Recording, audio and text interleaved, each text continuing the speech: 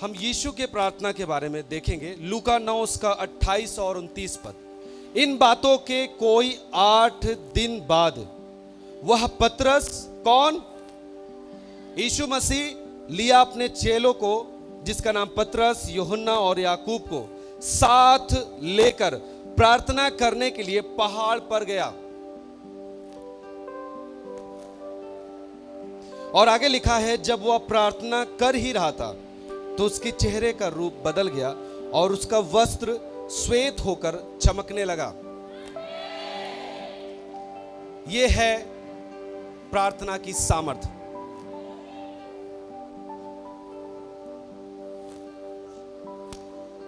ध्यान दीजिए,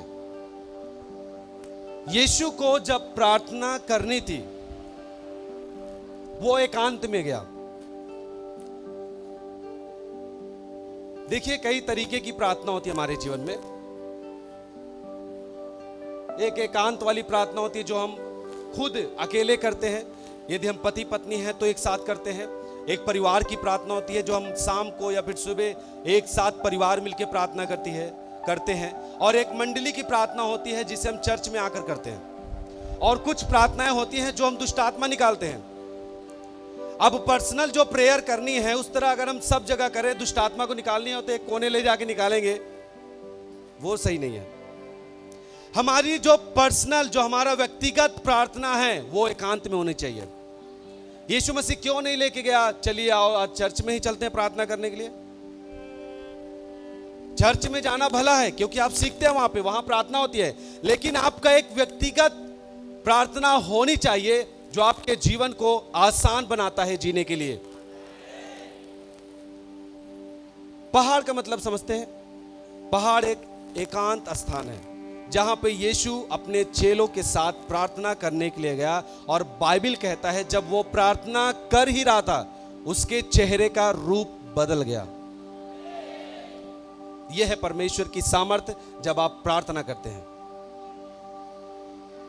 जब आप प्रार्थना करेंगे आपके चेहरे का रूप बदलेगा।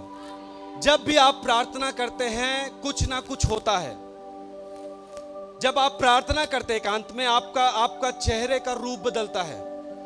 आपके जीवन में यदि क्रोध है वो हटेगा, बीमारी दुर्बलता है वो हटेगा, घर में कोई परेशानी है वो हटेगा।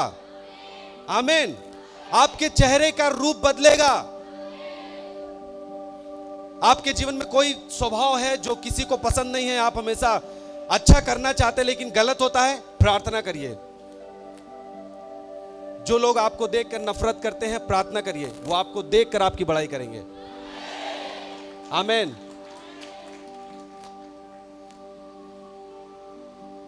कितने लोग चाहते हैं कि हमारे चेहरे का रूप बदल जाए? सब चाहते हैं। प्रार्थना शुरू करें। और बाइबल कहता है उसका वस्त्र बदला। इसका मतलब है यदि आप प्रार्थना करते हैं आपके स्वभाव में परिवर्तन 100% आएगा। मैं भी संसार में हूं, मैं यहां जीता हूं, मेरे भी स्वभाव में परिवर्तन आया बाय प्रेयर। आमीन। जब भी आप प्रार्थना करेंगे आपके लिए कुछ ना कुछ होगा। एक व्यक्ति जो विश्वास के साथ प्रार्थना करता है कि हां मेरा परमेश्वर जिंदा है, वो मेरे लिए सब कुछ कर सकता है, तो करेगा। हालेलुया। एक समय था जब हम एक झोपड़ी में केवल आराधना करते थे। धीरे धीरे 40 लोग 35 लोग थे वहां पे। तब भी विश्वास के साथ, प्रार्थना के साथ पापा बोलते थे कि हमारे पास बड़ी सभा होगी, बहुत बड़ी सभा। हमारे पास एक माइक भी नहीं था। हमारे पास एक टूटी हुई साइकिल थी जिसमें आगे का जो क्या बोलते हैं उसको, डंडा, वो भी वेल्डिंग किया हुआ था।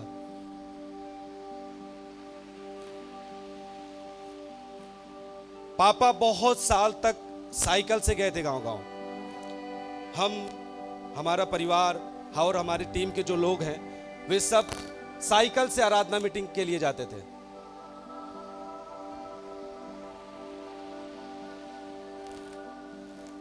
लेकिन एक विश्वास था और प्रार्थना थी, आज यहां तक प्रभु लेके आया है। देखिए, एक पास्टर के परिवार के जीवन में और एक कलीसिया के जीवन में ही प्रभु नहीं करता, वो हर एक विश्वासियों के लिए है। बाइबल कहता है जितनों ने उसे ग्रहण किया है उसने सबको परमेश्वर की संतान होने का अधिकार दिया है। यूहन्ना 1:12 कहता है आप परमेश्वर की संतान हैं। आपके लिए किसी भली वस्तु की घटी नहीं होगी। आमीन। करना क्या है हमें?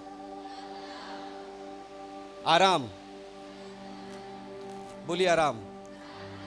फिर से बोलिए आराम। हालेलुया।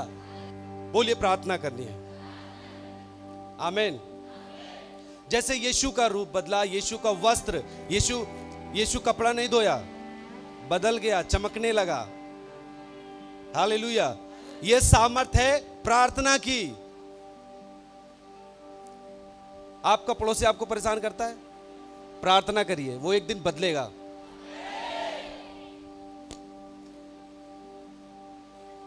एक समय था हमारे गांव के लोग विरोध करते थे, हमारे परिवार के लोगों ने यीशु के कारण विरोध किया। आज सब मसीह में हैं। हालेलुया। कोई तो था जो हमारा चर्च का बैनर ही नाली में डुबो दिया, पापा को ईंट से मार दिए, सिर में चोट लगी, फट गया, ब्लड आया, हम लोगों ने कुछ नहीं किया, प्रार्थना की। आज परमेश्वर का यही काम है, हम क्षमा किए, प्रार्थना किए, आज वो सब आपके सामने है। हालेलुया। कोई व्यक्ति आपको लज्जित करता है, करने दीजिए, कितना करेगा आपको, लेकिन यदि परमेश्वर आपको बढ़ाना चाहता है उसे कोई रोक नहीं सकता।